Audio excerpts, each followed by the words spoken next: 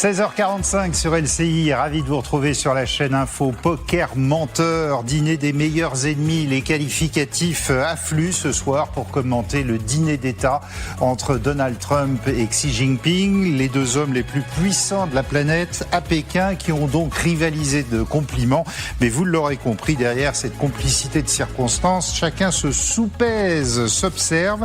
D'entrée de jeu, Xi a menacé Trump de conflit si ça se passait mal sur Taïwan et a rappelé à toutes fins utiles que les États-Unis vont fêter cette année leurs 250 ans d'existence alors que la Chine, elle, en est à son 5e millénaire, l'Empire chinois. La Chine qui, par ailleurs, n'en a plus rien à faire du blocus du détroit d'Ormuz puisqu'elle négocie directement avec l'Iran le passage de ses navires. Voilà pour le menu de ce grand dossier avec une Chine qui apparaît de plus en plus puissante à l'égal des États-Unis, voire plus. C'est le grand dossier, c'est parti.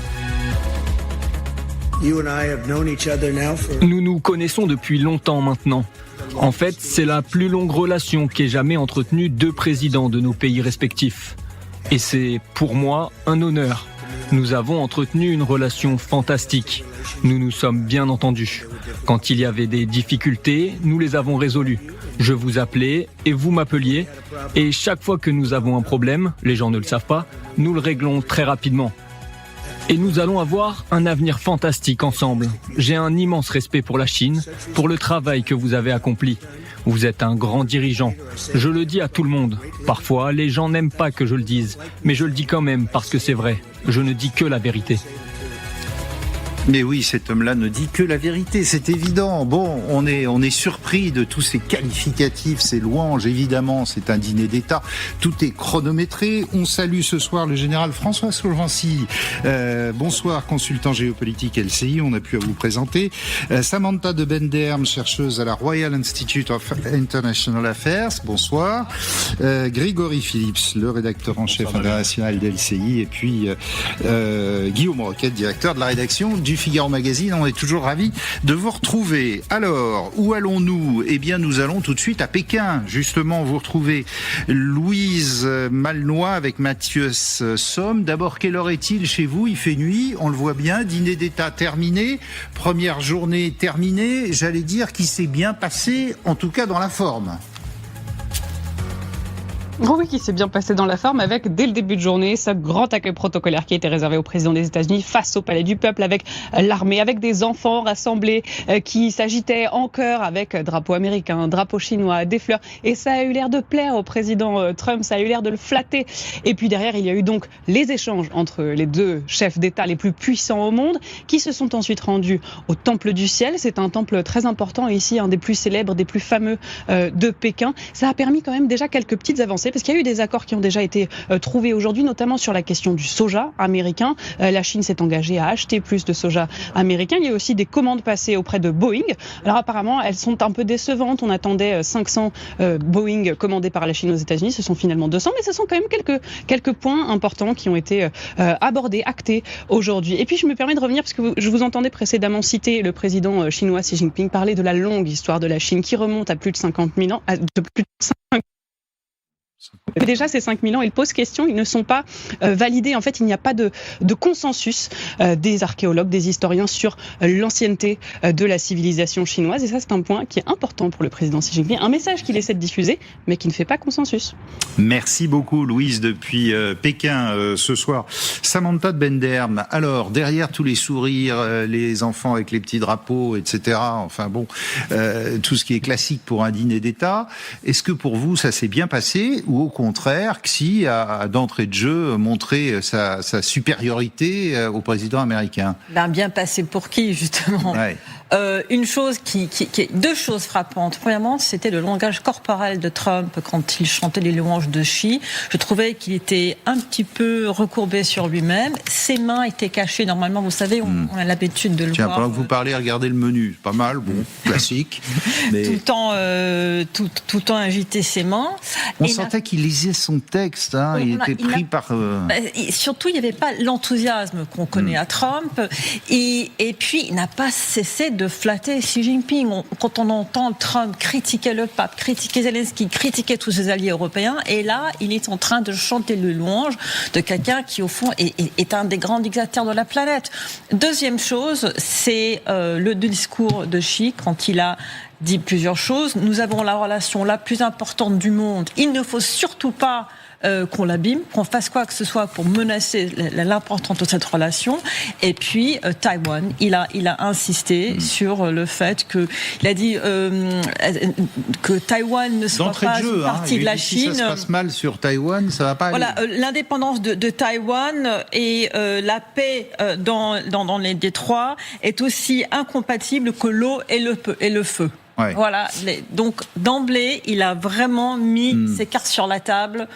Surtout Taïwan, c'est important pour nous. Guillaume Roquette, on sentait un Xi, quand même, un président chinois fort de sa puissance, là, qui fait la morale ou la nique au président américain.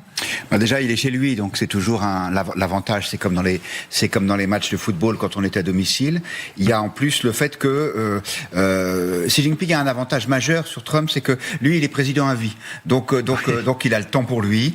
Et Donald Trump étant pétré dans ce conflit avec l'Iran, qui le rend dans une situation pas forcément de faiblesse, mais en tout cas plus instable que celle de Xi Jinping. Après, je pense que ce dîner, cette visite, elle est à l'image de la relation entre les deux grands fauves qui sont forcés de vivre dans la même jungle. Et donc ils sont tellement armés, tellement puissants qu'ils sont condamnés à s'entendre. Et je pense que ils vont réussir à trouver des accords sur un certain nombre de sujets, notamment celui de Taïwan. Vous savez que les États-Unis ont suspendu le nouveau plan d'aide militaire à Taïwan pour ne pas fâcher Xi Jinping, mais les Chinois ont aussi besoin des États-Unis parce que c'est leur premier client. On se souvient qu'ils ont réussi à trouver un accord douanier l'année dernière. Donc on se respecte, on est entre boxeurs de première catégorie. Et on se fait quelques petites piques quand même. Oui, bien sûr. En tout cas côté Xi. Nous on a 5000 ans, vous allez en avoir 250, c'est bien. C'est vrai. Puis vous avez plus de 300 millions d'habitants, on en a 1,4 milliard.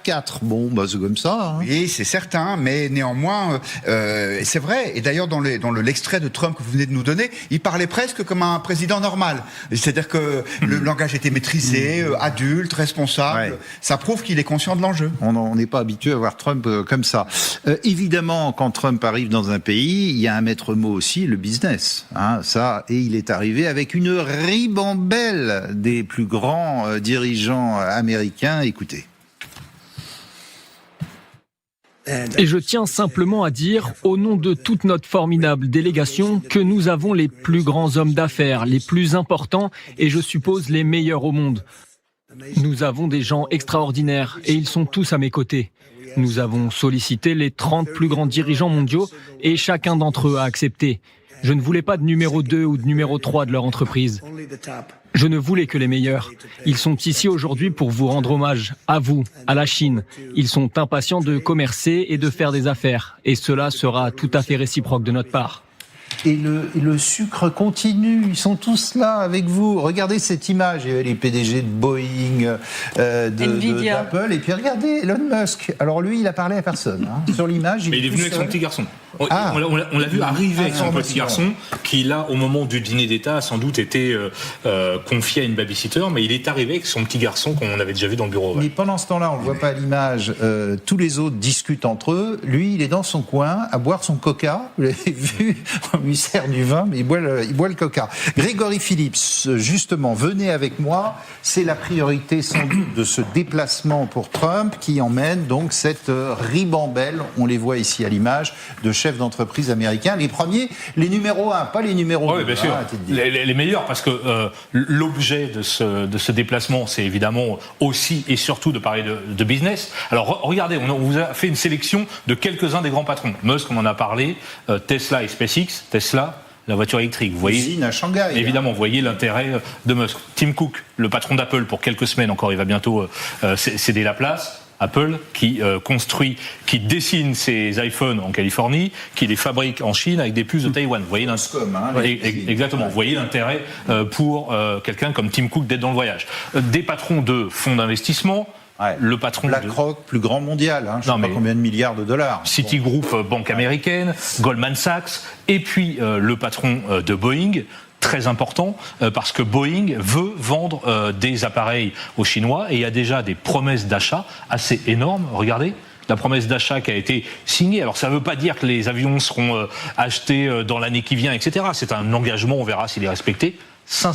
737 MAX vendus aux Chinois et une centaine de gros porteurs. C'est un énorme contrat, évidemment, à plusieurs milliards de dollars. La Chine, jusqu'à présent, préférait les Airbus, d'ailleurs. Ou ses propres avions. Ou ses propres avions, Comac, fait avec les Occidentaux. Exactement. Donc ça, très important. On a parlé aussi agriculture, parce que vous savez que il y a beaucoup d'échanges de soja, avec des ventes de soja, de bœuf.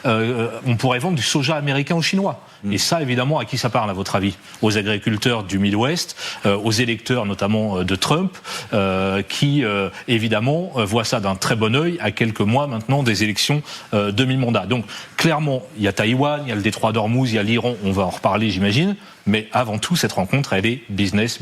On fait des affaires. L'objectif des deux côtés aussi, c'est peut-être de se calmer sur l'histoire des droits de douane, rajoutés à la Chine, et qui avait fait beaucoup de mal, en fait, aux États-Unis, parce que la Chine, aussitôt, avait répondu, si vous faites ça, nous, on fait pareil. Vous vous souvenez du jour de la libération, quand, dans la roseraie de la Maison-Blanche, Trump présente les tarifs imposés aux Chinois, je crois qu'on était monté jusqu'à 145%.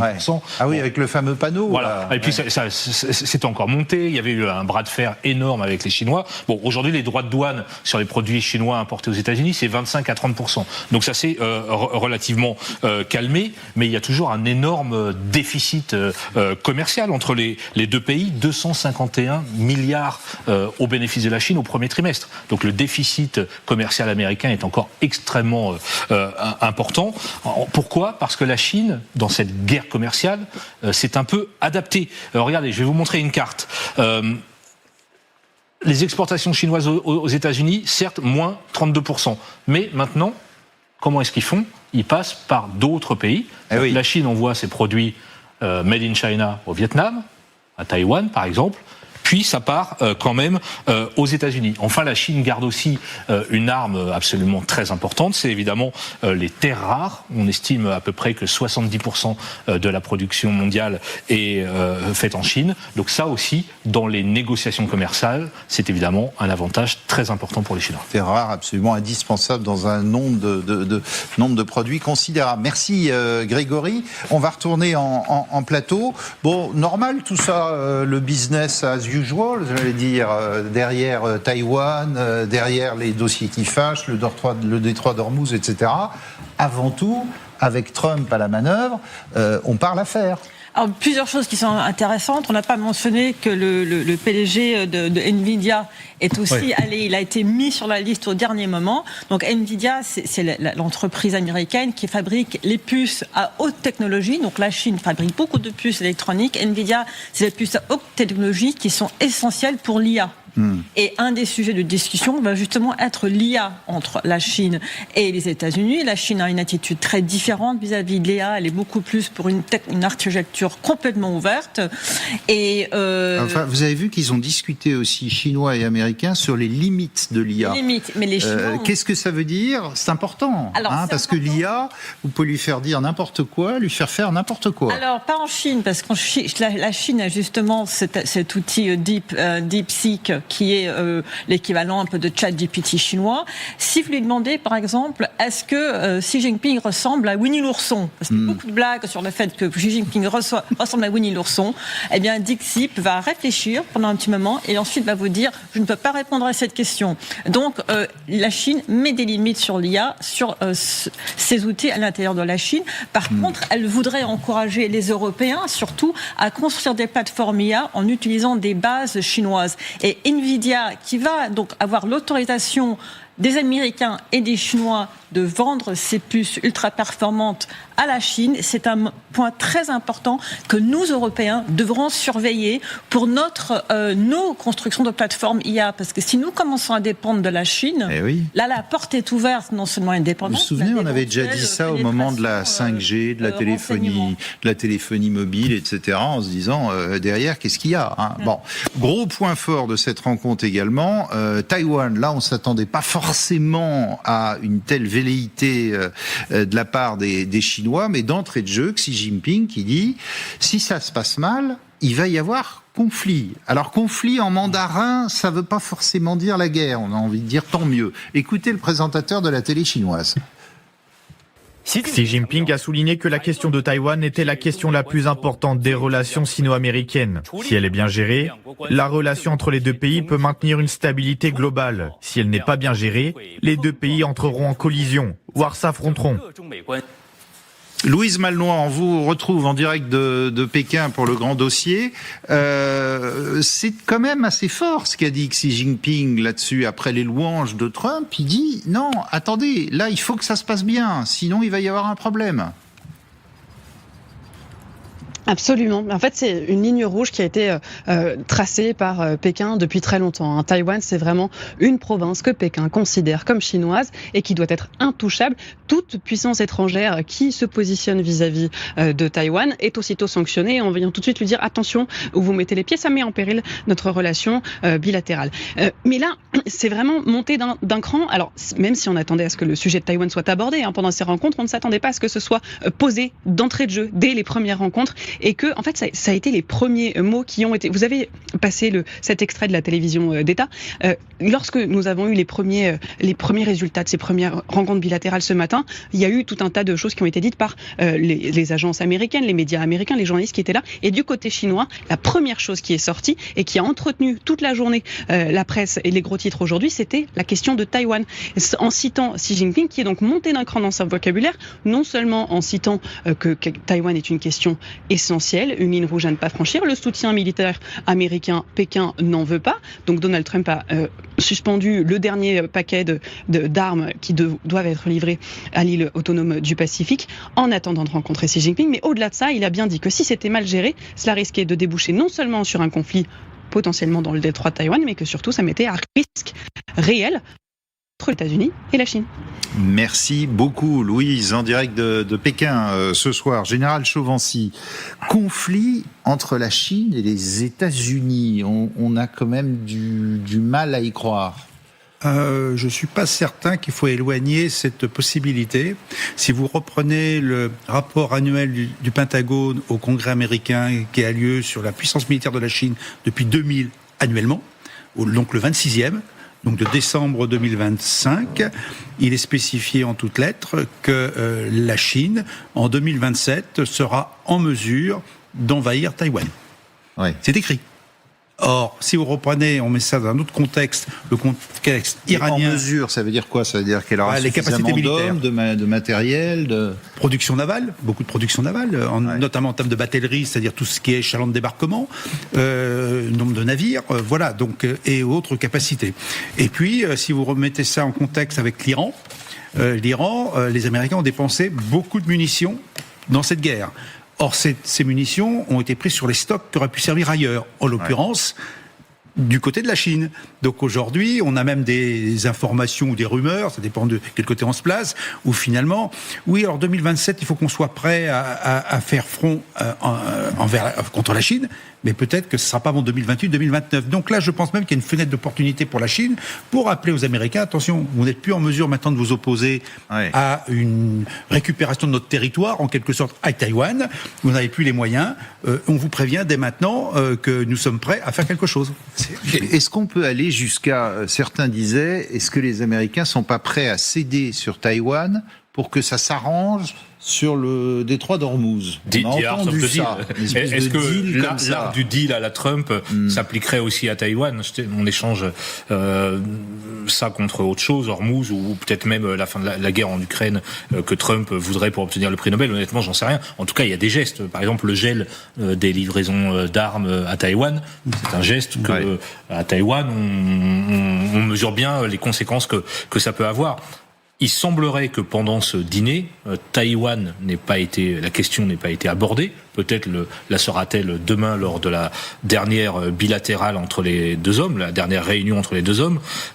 Mais je ne sais pas si vous avez entendu, c'est Scott Bessent qui est dans la délégation américaine, c'est le secrétaire au Trésor, qui a dit, je crois, sur NBC, non, mais Taïwan, Trump en parlera dans quelques jours, rassurez-vous. Sous-entendu, on va certainement pas en parler maintenant, et c'est pas totalement hasard si c'est le pas les questions qui fâchent tout de suite. Et c'est pas totalement hasard si c'est le ministre des Finances américain, vu les enjeux commerciaux qui se jouent pendant cette visite, qui explique ça aux médias américains. Je vous passe la parole tout de suite, Guillaume. Regardez ces deux images quand même.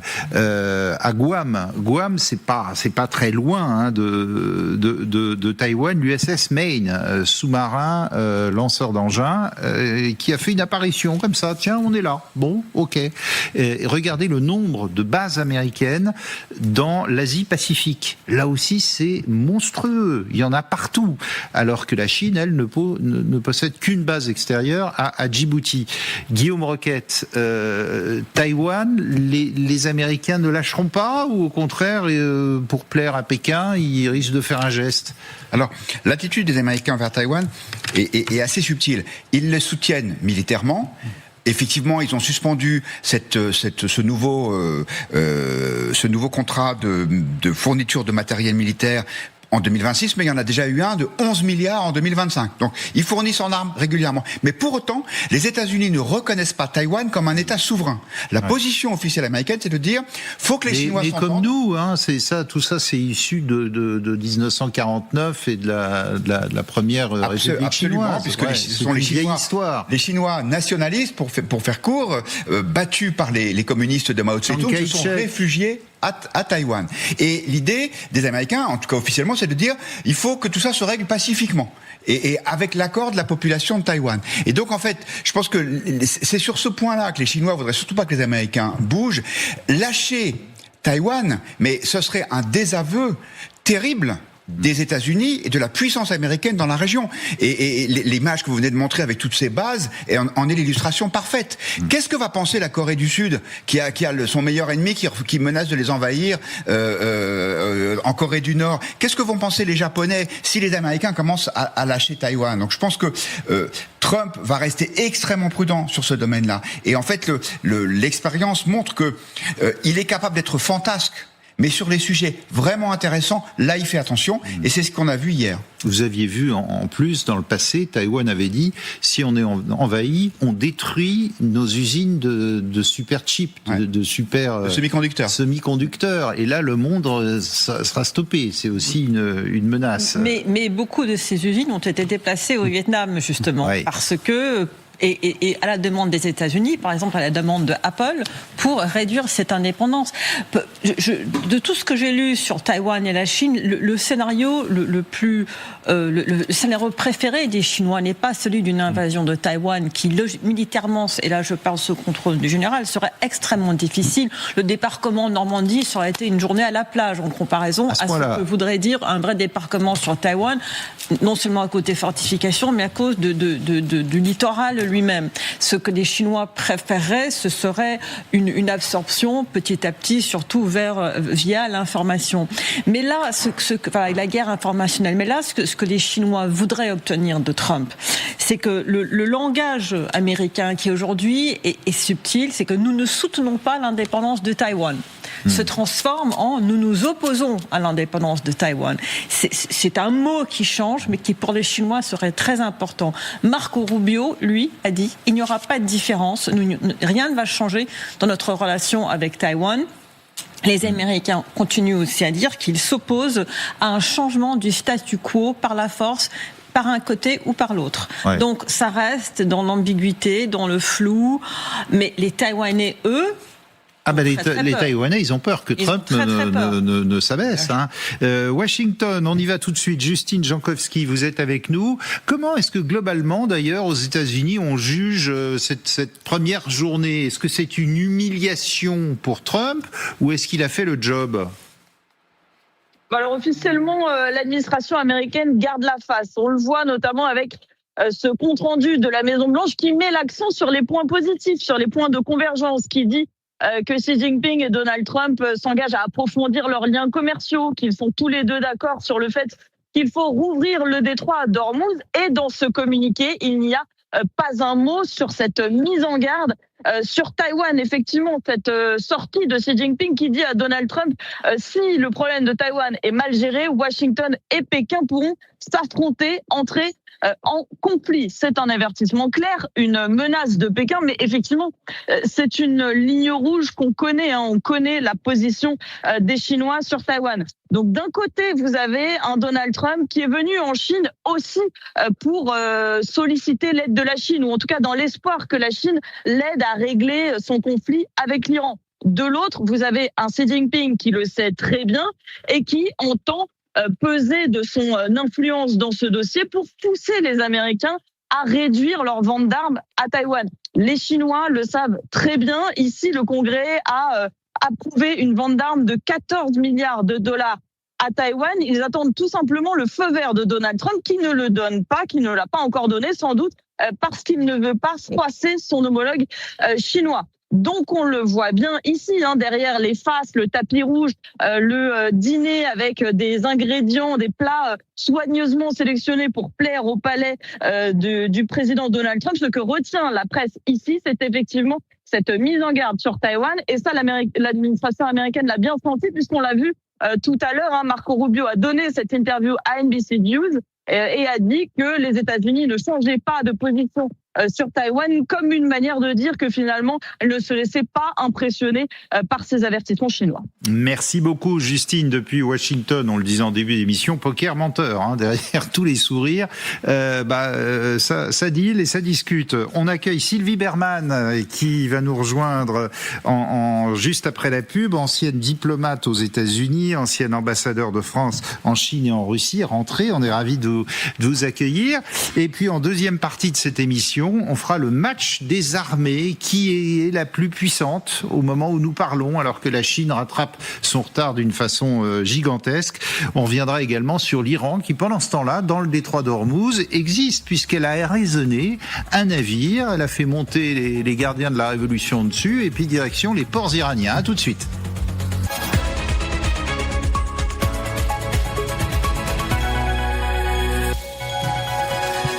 17h17 sur LCI. À l'instant sur Fox News, le président américain qui dit avoir obtenu des garanties de la Chine à propos de l'Iran. On va y revenir dans un instant, mais le rappel des titres nous dit quoi? Eh bien, nous dit cette bonne nouvelle dans le dossier de l'hantavirus. Les 26 Français identifiés comme cas contact ont tous été testés négatifs. C'est le ministre de la Santé, la ministre Stéphanie Rist, sur le réseau X qu'il dit. Elle reste toutefois ces personnes hospitalisées en isolement par mesure de protection. Elles continuent à être suivies et testées 3 fois par semaine. Autre titre de l'actualité ce soir, l'effroi dans la métropole lilloise. Comment un homme déjà condamné pour des agressions sexuelles a pu devenir babysitter? C'est la question que l'on continue de se poser après la mise en examen d'un trentenaire soupçonné de viol et agressions sexuelles sur une vingtaine d'enfants qu'il gardait, des enfants âgés de 2 mois à 5 ans. L'homme condamné déjà en 2020 était pourtant inscrit au fichier national des auteurs d'infractions sexuelles.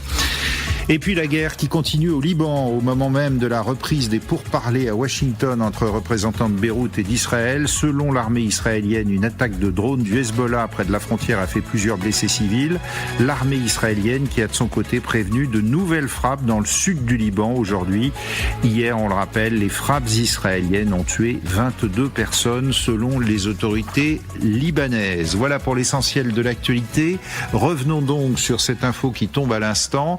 Donald Trump à la chaîne américaine Fox News qui dit « Grâce aux conversations avec Xi Jinping, le président chinois, les Chinois m'assurent qu'ils vont m'aider et notamment qu'ils ne livreront pas d'armes à l'Iran. » Grégory Phillips, est-ce que c'est un un pas supplémentaire vers le déblocage du détroit d'Ormuz. Chacun d'ailleurs, président américain comme chinois, qui souhaite que le détroit reste ouvert. Oui, ça a commencé par ça, par cette déclaration chacun de leur côté pour dire les deux pays souhaitent effectivement la réouverture d'Ormuz. Trump pour se sortir de cette situation et la Chine évidemment pour les raisons commerciales notamment que l'on connaît avec l'importation de pétrole iranien. Maintenant, Trump n'a pas amené que des hommes d'affaires dans son Boeing. Il a aussi amené son journaliste favori Sean Hannity et qui vient donc d'interviewer le président américain au terme de cette première journée. Et effectivement, Trump dit à Hannity, d'abord, il va m'aider à résoudre cette crise iranienne et il s'engage à ne pas livrer d'armes à l'Iran. Il ne dit pas à ne plus livrer d'armes à l'Iran, mais il aurait pu peut-être employer ce mot-là. Il s'engage à ne pas livrer d'armes à l'Iran et Trump dit que c'est une déclaration très importante. Il faudra voir si dans la réalité la Chine continue. On le sait dans les dernières semaines, dans les derniers mois, qu'il y a eu une aide militaire ou en tout cas au moins de renseignements sur la guerre en Iran, c'est une évidence. Sylvie Berman nous a rejoint, ancienne diplomate aux États-Unis, ancienne ambassadeur de France en Chine et en Russie. C'est un premier gain pour Trump, si ça se confirme, que les Chinois disent on va vous aider et de toute façon on s'engage à plus livrer d'armes, de renseignements à l'Iran. Alors c'est un gain, mais c'est purement facial, parce qu'en même temps, il dit on va vous aider, certes, il est sans doute prêt à le faire. Maintenant, est-ce que ça sera mis en œuvre ? Et par ailleurs, les armes, les Chinois disent déjà qu'ils n'en livrent pas. Donc la déclaration n'est pas très difficile et souvent ce qu'ils livrent c'est plutôt du matériel dual, donc il peut avoir une utilisation militaire. Mais c'est bien que Trump puisse annoncer ça, c'est essentiel pour lui compte tenu des difficultés qu'il a actuellement dans le détroit d'Ormuz. Guillaume ? Oui, la question c'est savoir dans quelles conditions et selon quelles modalités est-ce que la Chine aiderait à la réouverture du détroit d'Ormuz. Vous le disiez au début de l'émission, les Chinois ont déjà trouvé une solution en fait. Ils ont dealé avec les Iraniens. Donc, en fait, les Iraniens ont signé des protocoles de transit qui fait que depuis hier, semble-t-il, il y a des navires chinois qui passent librement. Donc, ce sera facile. 30 bateaux seraient passés. Toutes nations confondues, 30 bateaux seraient passés, donc peut-être une vingtaine de Chinois, pétroliers et porte-containers. Et sans doute moyennant finance. Oui, librement. Mais vous vous souvenez des Iraniens disant qu'ils allaient demander $2 millions de mémoire à chaque bateau qui passerait. Donc, Xi Jinping peut tirer profit de cette main tendue pour dire écoutez, acceptez-nous comme médiateurs, parce que regardez, nous on arrive à s'entendre avec les Iraniens. Le problème, c'est que ça ne se ferait pas aux conditions exigées par les Américains, c'est-à-dire à minima au démantèlement du programme nucléaire iranien et à la saisie des réserves d'uranium enrichi. Ouais. On dit même que les Chinois auraient fourni aux Iraniens des images satellites. Pour montrer où étaient placés les bombardiers américains, etc. Mais ce qui est intéressant, c'est qu'au début du conflit, on les a vus, les images satellites chinoises. C'était pas uniquement destiné aux Iraniens, c'était complètement ouvert. Et on disait d'ailleurs que les Chinois assistaient à cette guerre à ciel ouvert et qu'ils avaient toutes les informations qu'ils pouvaient effectivement analyser. Sur le renseignement, on a dit également que les Russes fournissaient du renseignement, ce qui avait été confirmé par Donald Trump, même s'il avait minimisé en disant nous on a donné du renseignement pour le ciblage contre la Russie, donc voilà, les Russes font la même chose en Iran. Samantha, d'un mot, vous y croyez à ça, à la Chine qui dit allez, on n'aide plus l'Iran et on va vous donner un coup de main? Que la Chine n'aide plus l'Iran, non, je n'y crois pas. Donner un coup de main sous certaines conditions. Donc ces bateaux, cette trentaine de bateaux qui sont passés entre hier et aujourd'hui, c'était à la suite d'un coup de fil du ministre des Affaires étrangères chinois à son homologue iranien. Donc était-ce un pied de nez à Trump pour dire nous on laisse passer, parce que les bateaux qui sont passés étaient, d'après ce que moi j'ai compris, tous chinois ou alors proches des Chinois. Et est-ce que c'était un pied de nez à Trump ou au contraire, est-ce que c'était un message pour dire à Trump, nous, on peut agir sur l'Iran? Mais la grande question ici, c'est d'abord que vaudra la Chine en retour et l'Iran Est-ce qu'elle va se plier à ce que le disent les Chinois ? Le plus elle rentrera en mode martyr, finalement, je suis prêt à tout casser pour ne pas céder aux Américains, le moins elle sera prête à écouter qui que ce soit, et c'est ça qui est inquiétant. Alors, parlons des deux armées maintenant, à la fois chinoise et américaine. Il y a un militaire américain qui a dit, et ça fait grand bruit, désormais, l'armée chinoise est à l'égal de l'armée américaine. Général François Chauvency, on va aller tous les deux devant l'écran. Dans les faits, la puissance militaire américaine resterait cependant bien supérieure. La Chine, qui possède bien plus d'hommes, mais ça fait pas tout. Non, ça suffit pas. D'abord, le territoire chinois est immense dans un premier temps, donc on voit les chiffres. 1,5 million, en gros, 2,5 millions de côté chinois. Bon, finalement, oui, il y a une différence humaine. Mais maintenant, les ressources humaines, ce n'est pas tout. Il faut aussi la volonté de se battre. Il faut aussi l'entraînement qui va avec. Alors maintenant, c'est une armée professionnelle, l'armée chinoise, comme l'armée américaine. Donc dans les deux cas, c'est deux armées professionnelles, avec comme un inconvénient du côté chinois. Là, on présente les avions, je pense, 1700 contre 1800 américains, 1700. Mais pour revenir quand même aux ressources humaines, l'armée chinoise n'a pas fait la guerre depuis 1979. Donc contre le Vietnam, et elle a perdu. Donc je pense qu'aujourd'hui, l'apprentissage de la guerre pourrait être assez douloureux, mais néanmoins, comme toute armée qui part en guerre au départ, elle apprend dans le conflit. Voilà. Maintenant, on a effectivement cette suprématie aérienne qu'on voit bien ici avec les États-Unis par rapport justement à la Chine. On sait bien que la suprématie de l'aviation américaine est réelle. Est-ce que les avions chinois sont capables de s'opposer à l'aviation américaine ? Je n'en suis pas sûr aujourd'hui. Côté technologique, je suis pas sûr que les Chinois aient l'équivalent d'un F-35 ou d'un Raptor F-22 américain. Côté porte-avions, maintenant, là aussi, grosse différence. Pour l'instant, c'est 3 Chinois, 4e est en construction. Pour 2035, ils en prévoient 6, semble-t-il, et à terme, avoir 9 groupes aéronavals. Les États-Unis, c'est 11 actuels. Donc avec une capacité de frappe énorme, ce qui fait aussi beaucoup d'avions. Alors maintenant, il y a quand même une évolution technologique. Pour la Chine en particulier, ils sont en train de développer les catapultes électromagnétiques, ce que les États-Unis avaient finalement en monopole, mais que la France elle-même n'a pas été obligée d'acheter aux États-Unis pour ses propres porte-avions. On a toujours des catapultes à vapeur. Voilà, la capacité technologique de la Chine est en train de monter en puissance réellement. Et n'oublions pas que la vocation de la Chine, c'est d'être une puissance maritime océanique, c'est-à-dire être capable d'aller loin de ses côtes, donc de dépasser sa zone d'influence. D'où ce que vous avez évoqué tout à l'heure, la base à Djibouti, qui est une base logistique, surtout maritime ou navale. Budget militaire américain et chinois, là aussi, de 1 à 3.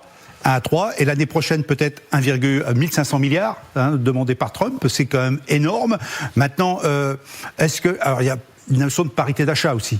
Donc peut-être qu'on n'avait peut-être pas l'équivalence, mais l'argent est mis là. De toute façon, l'objectif de la Chine, c'est de rattraper les États-Unis si ce n'est pas déjà fait. C'est 7% de budget annuel en plus pour la défense. Et je rappellerai, comme à chaque fois, n'oublions pas que depuis 25 ans, les États-Unis étudient la montée en puissance militaire chinoise avec un rapport annuel du Pentagone au Congrès. Donc la menace chinoise est parfaitement identifiée aujourd'hui. Alors est-ce que c'est l'égalité ou la parité, je n'en sais rien, mais aujourd'hui effectivement elle est étudiée. Ouais, merci beaucoup François Chauvency. Alors vous y croyez, vous, à une égalité Chine-Russie du point de vue militaire ? Alors ce qui se passe, c'est que en fait il y a 10 ans la Chine n'avait quasiment rien. Elle n'avait pas de porte-avions. Elle a acheté une vieille coque à l'Ukraine et effectivement il n'y avait même pas de catapulte.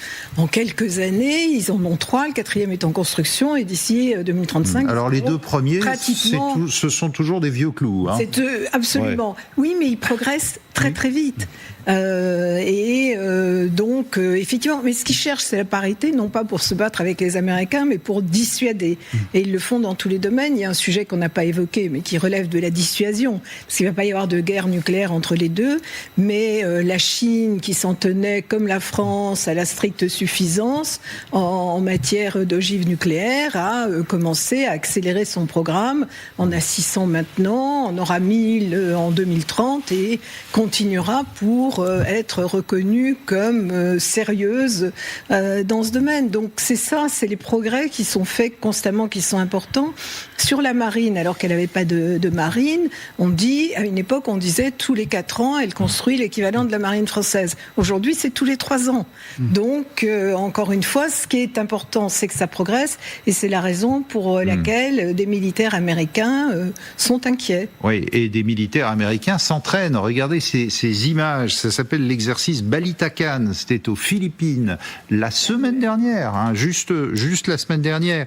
Philippines à 155 km de Taïwan seulement, 17 000 soldats au total, dont 10 000 Américains. Et pour la première fois, je ne sais pas si on va le voir, des soldats également de chez nous. Il y avait des Français, il y avait des Japonais, il y avait des Néo-Zélandais également dans cet exercice, des exercices militaires importants.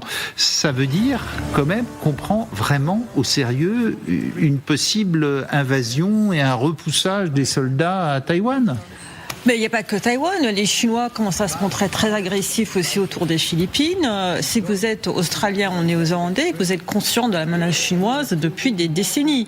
Là, ce qui est important quand on parle de la puissance des Américains et des Chinois, les Américains ont incontestablement une armée, qu'elle soit navale, aérienne ou terrestre, plus importante.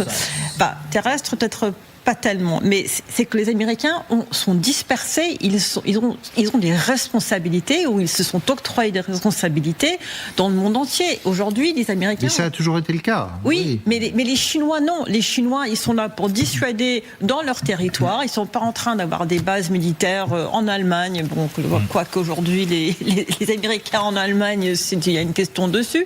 Ils sont pas en train d'essayer de faire la police dans le Golfe, et ils sont pas en train d'essayer d'avoir une force de dissuasion très loin de chez eux, c'est-à-dire dans le Pacifique. Les Américains sont grands, mais ils sont étendus partout. Et la grosse question que tout le monde se pose aujourd'hui, c'est est-ce que les Américains seraient capables de mener une guerre sur 2 fronts, voire 3 fronts? Parce qu'aujourd'hui, les Américains ont 3 fronts potentiels. Et à l'Europe...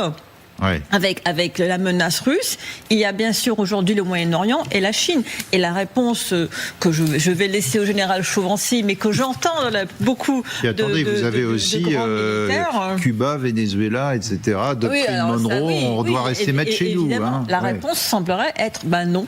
Ouais. C'est compliqué. Non, je suis totalement d'accord. En plus, je dirais que ce qu'on vient de démontrer sur la puissance chinoise, c'est d'avoir une puissance militaire régionale. Je ne pense pas qu'effectivement elle ait une puissance, une volonté mondiale. Elle gagnera autrement au niveau mondial. Ça ne sera pas par une force militaire, ça sera par l'économie et la diplomatie. À la différence effectivement des États-Unis, qui eux se sont dispersés partout pour être gendarmes du monde et qui aujourd'hui ne sont peut-être pas en mesure d'assumer toutes leurs missions. Il est clair que chacun se recentre un peu sur sa sphère d'influence. Enfin, les Chinois dans leur région, Trump avec ses velléités, vous avez évoqué le Venezuela, Cuba, etc. Enfin, on a bien vu que, hormis l'Iran, il se concentrait là-dessus. Et puis, Poutine avec ses volontés de reconstituer l'Empire russe. Donc, vous avez ces 3 grandes puissances. Et Pékin, dans le domaine militaire, effectivement, est très concentré sur la région avec les pays que vous avez cités. En revanche, sur le plan économique, on revient au début de cette émission, il y a quand même une volonté de domination mondiale extrêmement forte et qui avance à toute vitesse. Alors, pendant ce temps-là, l'Iran fait quoi? Parce que l'Iran suit aussi ce qui se passe à Pékin, le sommet des 2 grands. Eh ben, l'Iran a décidé ce matin d'arraisonner un navire, les gardiens de la Révolution qui sont montés dessus, un navire hondurien, un navire de pêche, et puis l'a dirigé vers les ports iraniens. Ça, c'est une première. On va tout de suite aller vous retrouver, Marion Russel, vous êtes à Doha, au Qatar. Où en est-on de cette affaire de l'Iran qui dit, de toute façon, le détroit d'Ormuz, on contrôle toujours, puisqu'on peut monter sur un navire et le ramener chez nous? Oui, c'est un signal très fort qui a été envoyé de nouveau par l'Iran avec l'arraisonnement donc de ce bateau. C'est la marine britannique qui a d'abord donné cette information d'un bateau qui avait donc été pris d'assaut par des hommes qui n'avaient pas l'autorisation de monter, un navire a priori de pêche qui battrait donc pavillon du Honduras, qui aurait été arraisonné et emmené vers les eaux territoriales iraniennes. Cela s'est passé à 70 km environ des côtes des Émirats Arabes Unis, près du port de Fujairah. Cette zone, elle est forcément sous haute tension, à proximité quasi immédiate du détroit d'Ormuz, et cela s'inscrit dans un contexte de grande tension, notamment entre l'Iran et les Émirats, parce que les Émirats Arabes Unis sont le pays le plus touché, le plus ciblé par l'Iran depuis le début de cette guerre. Et il y a une montée de tension que l'on a connue là ces derniers jours, avec de nouvelles frappes la semaine dernière, mais aussi des révélations comme quoi les Émirats auraient frappé directement l'Iran, et l'Iran qui accuse les Émiratis d'être trop proches des Américains et trop proches aussi de l'ennemi israélien. Dans ce contexte, forcément, eh bien, l'arraisonnement de ce bateau, il est forcément très symbolique. Et c'était quasiment en même temps, quelques heures seulement après le rendez-vous entre Donald Trump et Xi Jinping. Cela pose beaucoup de questions aussi sur les suites, sur ce qu'il va se passer dans le détroit d'Ormuz. Après quelques jours qui semblaient d'une relative accalmie, on le sait, à l'issue de cette rencontre, les choses pourraient bouger. Les prochaines heures seront sans doute cruciales ici dans le détroit d'Ormuz. Évidemment, merci beaucoup Marion Russell depuis Doha au Qatar. Oui, les Émirats Arabes Unis qui auraient donc frappé directement l'Iran, comme l'Arabie Saoudite d'ailleurs, c'est ce qu'on a appris hier, et donc l'Iran dit, puisque vous nous frappez, eh ben oui, nettoyez la caméra. Et puisque vous nous frappez, nous on riposte. C'est quoi, Samantha? C'est un simple coup de force pour dire on existe, nous aussi. Encore une fois, c'est pas un grand navire, hein, c'est 50 mètres, c'est un grand navire pour la pêche, mais c'est pas gigantesque, et on sait que les marins des gardiens de la Révolution ont de toutes petites embarcations. C'est compliqué d'arraisonner un porte-container ou un super-tanker. Moi, je vois ça comme un coup de force pour montrer qu'ils continuent à contrôler ce détroit et qu'ils ont l'intention de continuer à le contrôler. C'est ça qui est surtout très important. C'est qu'ils ont découvert... Est-ce qu'ils en ont les moyens ? Mais pour le moment, il semblerait que oui, parce que si le problème avec ce genre de menace, c'est qu'ils n'ont pas besoin d'arrêter tous les bateaux qui passent. Il suffit qu'ils réussissent une fois. C'est comme le terrorisme. Là, le nombre d'attentats terroristes qui sont démantelés, qui sont arrêtés tout le temps par les forces de l'ordre, il suffit qu'un passe.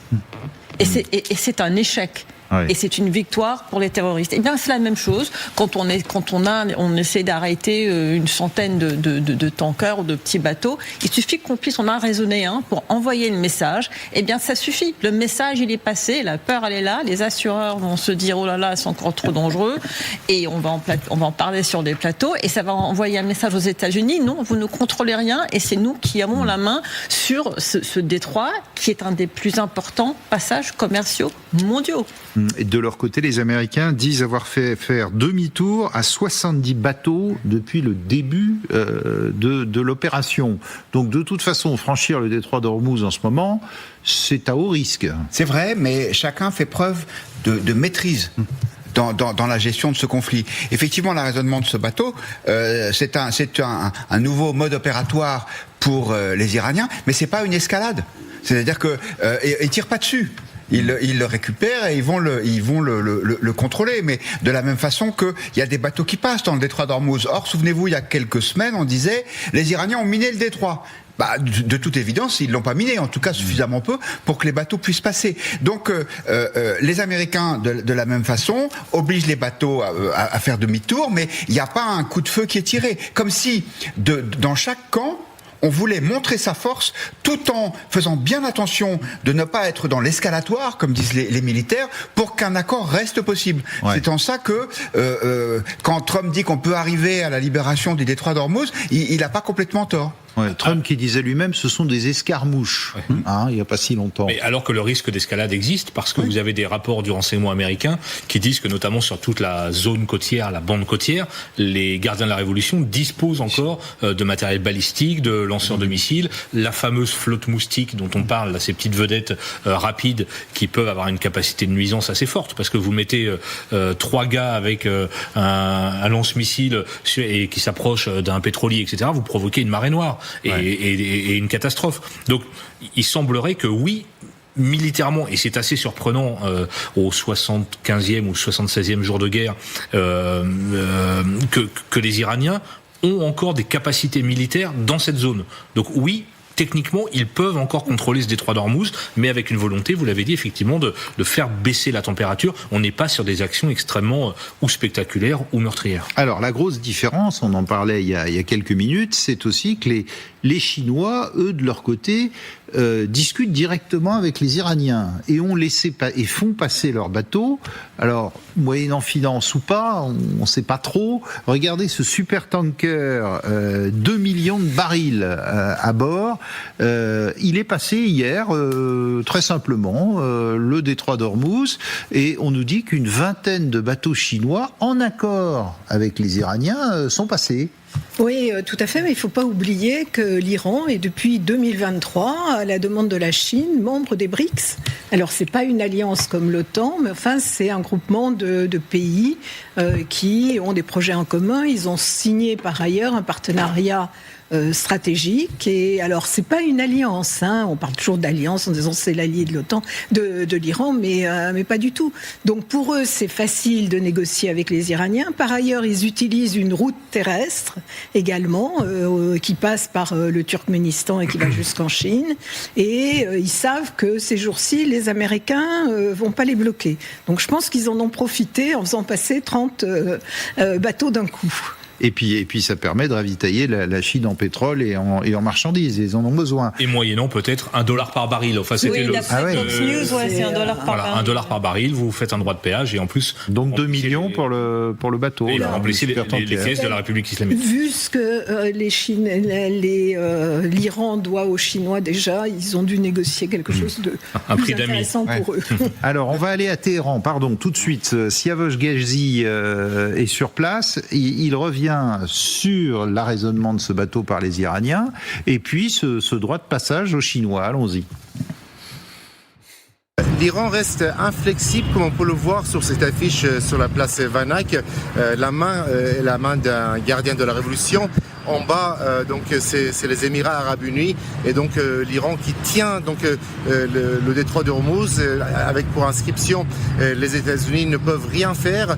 D'ailleurs aujourd'hui il y a donc une attaque contre un navire, un pétrolier près du port d'Al-Furayja, donc des Émirats Arabes Unis en mer d'Oman. Le navire a été saisi. Les Iraniens ont affirmé il y a une semaine qu'il n'était pas question que les Émirats puissent exporter du pétrole à partir du port d'Al-Fujayra qui est en mer d'Oman et donc le geste l'attaque qui a été menée aujourd'hui montre bien que l'Iran est plus déterminé que jamais quelles que soient les conséquences pour un responsable des gardiens de l'armée régulière iranienne.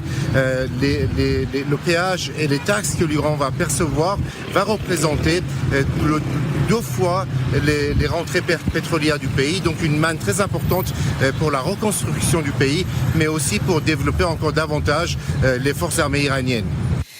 Intéressant ce que dit Siavash. Vous avez vu derrière les voitures, tout va bien. On a l'impression qu'il ne se passe rien en Iran. L'Iran a encore, comme le disait Grégory Phillips, cette capacité de nuisance et d'intervenir dans le conflit. Oui, alors moi je rappelle très souvent ce qu'avait dit Rumsfeld, qui était secrétaire d'État à la Défense au moment de la guerre en Irak. Il dit il y a ce qu'on sait, il y a ce qu'on sait qu'on ne sait pas, et il y a ce qu'on ne sait pas qu'on ne sait pas. Et c'est exactement ce qui s'est passé pour l'Iran, parce qu'ils n'ont cessé unknown, parce qu'ils n'ont cessé de dire voilà, on a détruit 60%, il en reste 30%.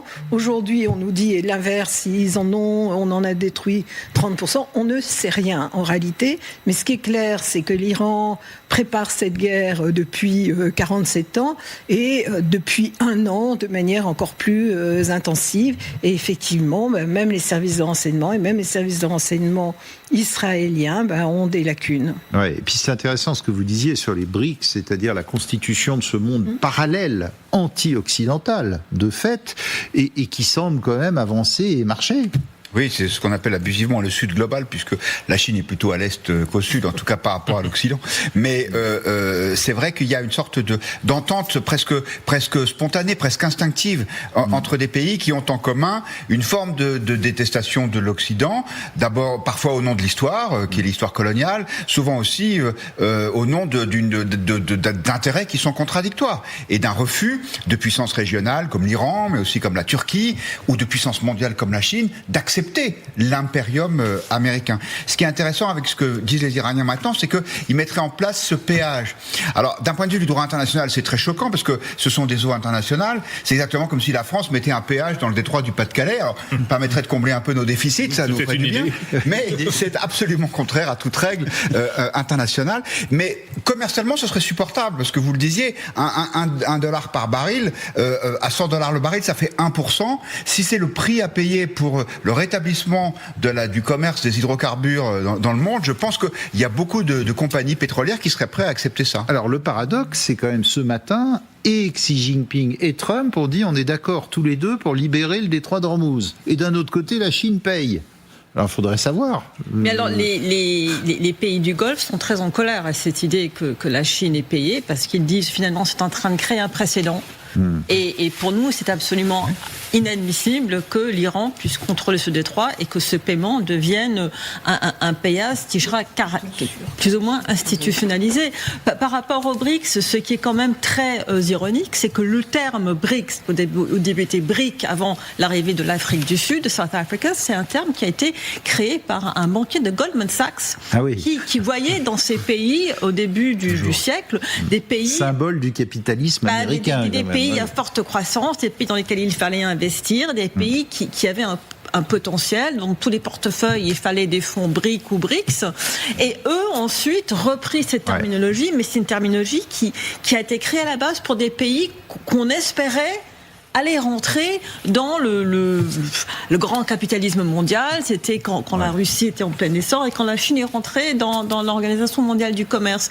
Évidemment, aujourd'hui, ça a une connotation toute différente avec la Chine qui, bien sûr, semble être celle qui mène. Et puis dans les BRICS, vous avez aussi ceux qui sont un peu entre deux chaises. Je pense à l'Inde, je pense au Brésil, à l'Arabie Saoudite, qui jouent un peu les deux tableaux, évidemment. Il y a les Émirats Arabes Unis dans les BRICS+, comme on les appelle aujourd'hui. L'Arabie Saoudite n'est pas encore rentrée, je crois. Grégory Phillips, vous me suivez. Un rapport confidentiel du renseignement américain montre que la Chine a profité, en tout cas, en tout point, de la guerre en Iran pour renforcer son avantage sur les États-Unis, avantage diplomatique, informationnel, militaire et économique. Oui, alors c'est un rapport qui a été dévoilé ce matin par le Washington Post, journal appartenant à Jeff Bezos, c'est une parenthèse, mais rapport très sérieux puisqu'il a été remis au chef d'état-major, le général Dan Kane. Donc c'est un rapport qui est arrivé au plus haut niveau du Pentagone. Qu'est-ce que ça dit ? Ça dit que d'un point de vue militaire, l'Iran a regardé ce qui s'est passé depuis le 28 février. Elle a regardé la guerre en Iran et la Chine a réfléchi à la fois à ses forces, la Chine, à sa force et à ses faiblesses en vue d'un éventuel futur conflit. Elle a noté par exemple combien les États-Unis avaient pioché dans leur stock de munitions. Notamment 1500 missiles patriotes utilisés, soit 50% du stock d'avant-guerre. Et en matière de défense aérienne, la Chine s'est dit il faut évidemment en tirer des leçons. La Chine en a profité aussi pour soigner ses relations avec certains pays alliés des États-Unis, en livrant des armes aux pays du Golfe que Washington n'était pas en mesure de fournir. Elle a aussi proposé du fuel à des pays asiatiques comme la Thaïlande, l'Australie ou les Philippines. Bref, par contraste avec la situation américaine au Moyen-Orient, elle a renforcé une image de partenaire relativement stable et responsable auprès de certains pays. Enfin, elle a renforcé sa stature morale, si je puis dire. On parlait des pays des BRICS à l'instant comme leader du Sud global, qui met les règles internationales au devant de la scène, même si évidemment sur d'autres sujets tels que Taïwan, c'est évidemment un peu plus compliqué. Elle a dénoncé une guerre illégale. Voilà comment la Chine, à cause ou grâce à la guerre en Iran, s'est repositionné sur l'échelle internationale. Et j'allais dire, joue sur tous les tableaux. Et puis autre révélation de la presse américaine, qui montre que pendant toute la guerre, la Chine n'a cessé de fournir aussi une assistance militaire à l'Iran directement. Oui, alors même si vous avez entendu, Xi Jinping a juré à Trump qu'il ne le ferait plus ou qu'il ne le ferait pas, on sait qu'il y a eu en tout cas l'envoi au moins de composants pour des missiles, l'assistance satellite, on en a parlé, notamment permettant aux Iraniens d'aller frapper des bases américaines au Moyen-Orient. On apprend aussi que selon des responsables américains, que des entreprises chinoises ont discuté avec l'Iran de livraison d'armes finies et pas seulement de composants, ce qui évidemment contredit un petit peu ce que le président chinois a dit tout à l'heure, mais en faisant ça en passant par des pays tiers évidemment, notamment par des pays africains. On ne sait pas en vérité si ces discussions ont abouti ou pas, mais il y a en tout cas un dialogue sur la livraison d'armement entre Pékin et Téhéran. Ce qui est sûr, c'est que ces contacts ont existé, que l'Iran affirme que la Chine lui offre une assistance militaire. Évidemment, ça contredit encore une fois ce que Xi Jinping a assuré à Donald Trump, ce que disait tout à l'heure le président américain à Fox News. À Fox News en disant non, on arrête tout de livraison. Merci beaucoup Grégory. Général Chauvency, il y a un double discours des Chinois là de Pékin de dire non, mais vous en faites pas, on va plus livrer. Puis d'un autre côté, on continue à livrer par des stratagèmes ou des pays tiers. Je crois qu'on est dans le monde des menteurs actuellement, au niveau international. C'est pas très nouveau. C'est pas très nouveau, mais alors là, on le fait avec impudence. Tout le monde sait qu'on ment, mais on le fait quand même. que ce soit par Trump d'ailleurs, que ça soit Poutine, que ça soit Xi. Et c'est quoi l'objectif ? L'objectif, c'est d'affaiblir ce qu'on a dit tout à l'heure, l'Occident. L'Occident est la cible, et tous les coups sont permis. Alors on veut pas la guerre totale, on veut pas la guerre militaire, on veut la guerre autrement, mais la gagner. Et c'est la guerre informationnelle, c'est la guerre par la diplomatie, par l'économie dont on parlait tout à l'heure. Le but, c'est de nous mettre à genoux, finalement, parce qu'on ne sait peut-être pas forcément bien se défendre. Et puis dans cet Occident, il y a quand même deux paquets. Il y a un qui est tout seul, qui est un paquet tout seul, c'est les États-Unis. C'est la cible principale. Avec Israël, accessoirement en fonction du contexte. Et puis, tous les autres États occidentaux qui, même s'ils disent non, ça ne nous concerne pas directement, mais qui sont concernés. L'Occident, il est global, oserais-je dire, pour paraphraser, il est global par nos intérêts convergents. Nous avons un intérêt à essayer de survivre dans le monde qui arrive. Le problème, c'est que les nouvelles puissances ne veulent pas que nous ayons la puissance d'hier. Ils feront tout pour qu'on n'ait pas cette puissance et pour nous imposer leur volonté. Donc je crois qu'il faut quand même se poser quelques questions sur notre volonté de puissance, au moins à nous protéger, qui est quand même un vrai sujet pour demain, et c'est pas demain, c'est pas dans 10 ans, 15 ans, c'est maintenant qu'il faut s'en préoccuper. Alors d'un autre côté, on apprend que le Charles de Gaulle se rapproche du détroit d'Ormuz aussi. Oui, mais alors là, c'est autre chose. On est là. Bon. C'est la volonté quand même française de montrer que la France existe, qu'elle a surtout les capacités de le faire. Parce qu'il y en a qui pourraient dire, oui, on envoie un bateau, comme les Britanniques. On envoie un bâtiment, pas plus. Mais parce qu'on n'en a pas d'autres, peut-être. Et que la flotte française, elle est largement déployée dans la mer d'Arabie. Ça a fait polémique à Londres, d'ailleurs. Que nous, on arrive à déployer notre porte-avions du jour au lendemain et qu'eux qui en ont deux arrivent à rien. Je dirais qu'on a quand même la satisfaction de se dire que les différents présidents de la République, avec plus ou moins de bonne volonté, en France, ont réussi à maintenir un outil de défense qui, le jour où on en a besoin, sert à la diplomatie et à ce qu'on existe.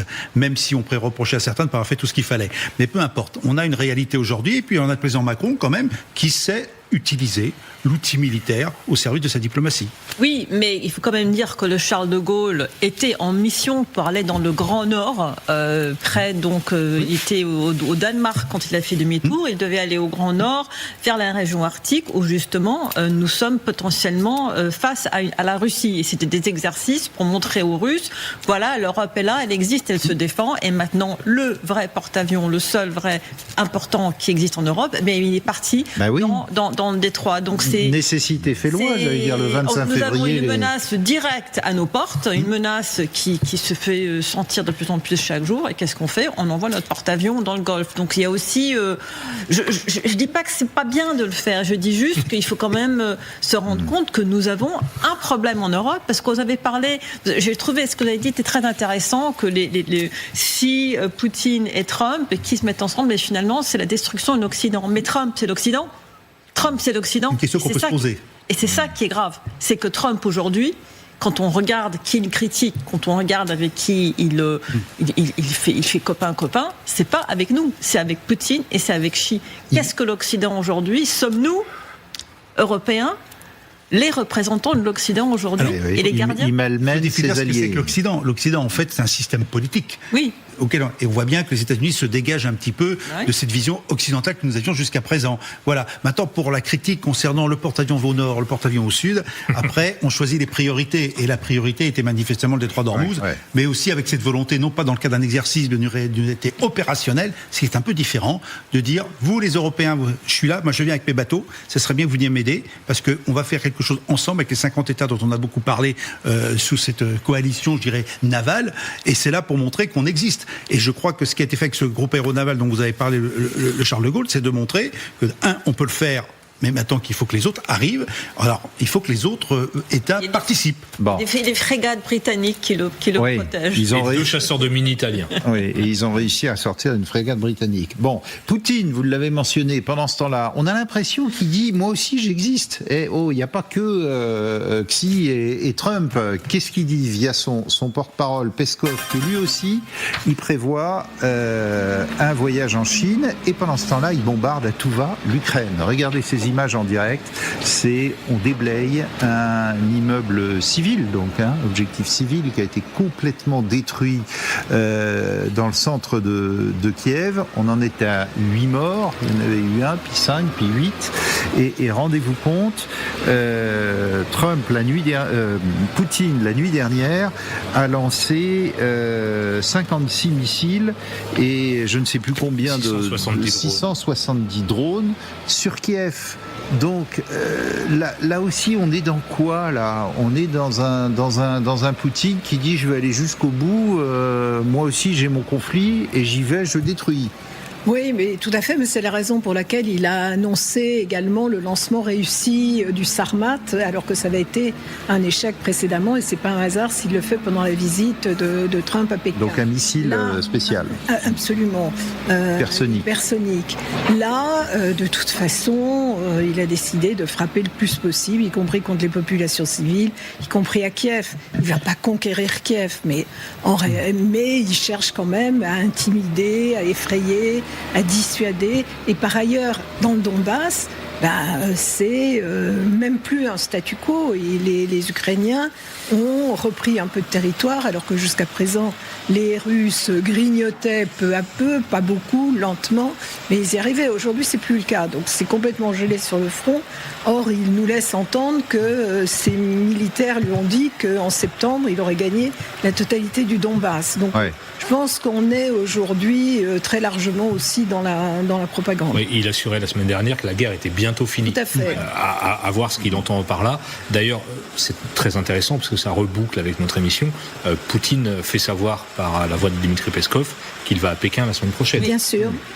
Discuter avec Xi Jinping. Mais on a l'impression qu'il dit j'existe aussi. Regardez, j'ai un beau pouvoir de nuisance, moi aussi. Poutine continue sa guerre. C'est un homme qui a de la suite dans les idées. Il veut non seulement conquérir les territoires du Donbass qu'il a juridiquement annexés à la Russie, il veut aussi soumettre le pouvoir à Kiev, et il n'a pas changé d'avis. Alors, il a dû ralentir sa pression parce que Trump, au début de son deuxième mandat, lui avait dit il faut que cette guerre s'arrête, il faut qu'on arrive à s'entendre. Maintenant que Trump est occupé ailleurs et a déjà bien du mal avec les Iraniens, Poutine se dit je pousse mon avantage. Je n'ai plus besoin de faire semblant d'être de bonne volonté. Justement, nous allons tout de suite à Kiev vous rejoindre en direct. Guillaume Tack, vous êtes sur place. On a vu quand même avec vous ces images effroyables de cet immeuble complètement détruit.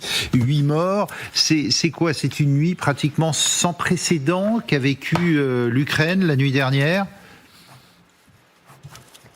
Une nuit extrêmement difficile, c'est sûr. Je n'irai pas jusqu'à dire sans précédent, puisque des attaques de ce type sont malheureusement un phénomène assez irrégulier ici en Ukraine. Il y avait eu des avertissements sur les chaînes Telegram ukrainiennes qu'il fallait se préparer à une grosse attaque dans la nuit. C'est ce qui s'est produit. Les premières explosions ont retenti sur les coups de 1h30 du matin. D'abord des drones de type Shahed, plus de 600 comme vous le mentionnez. Ensuite des missiles balistiques, des missiles de croisière. Ici dans le quartier de Solomiansky, les détonations étaient suffisamment proches pour déclencher les alarmes des voitures.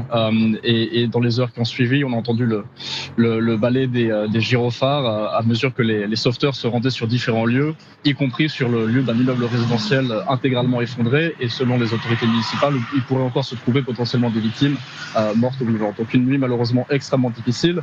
Une de plus dans cette guerre qui dure maintenant déjà depuis plus de 4 ans.